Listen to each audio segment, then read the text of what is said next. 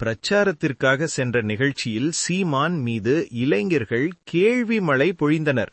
வீட்டில் ஒருவருக்கு வேலை கொடுப்பீர்களா என்ற கேள்வி நேரடியாக எழுப்பப்பட்டது. இதற்கு பதிலளித்த சீமான், நிச்சயம் வேலை கொடுப்பேன் என்று உறுதியாக தெரிவித்தார். மேலும் இதே கேள்வியை ஸ்டாலின், விஜய், எடப்பாடி உள்ளிட்டவர்களிடமும் கேட்க வேண்டும் என்றும் அவர் கூறினார்.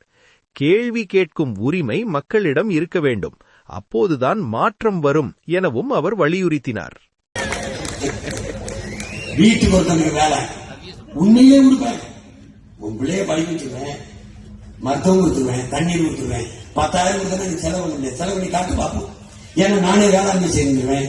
உனக்கு காய்கறி, அரிசி, பருப்பு அது பஞ்சம் இல்ல. கரும்பு நான் தந்துடுவேன், வாழை தந்துடுவேன், தென்னை தந்துடுவேன், தென்னை தந்துடுவேன், எண்ணெய் தந்துடுவேன். எல்லாமே என்கிட்ட இருக்கு, கவலைப்படாது.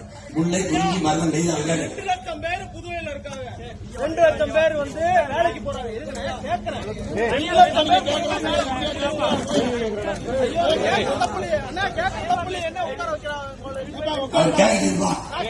தம்பி நான் கொடுப்பேன், தம்பி நான் கொடுப்பேன்.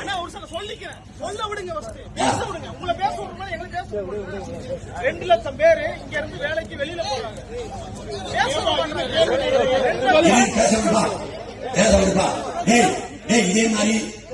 இதே மாதிரி ஸ்டாலின், விஜய், எடப்பாடி வரும்போது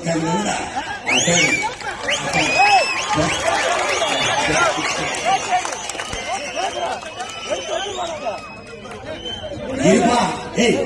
2 லட்சம் பேர், எத்தனை லட்சம் பேருக்கு வேலை நான் கொடுக்கிறேன்.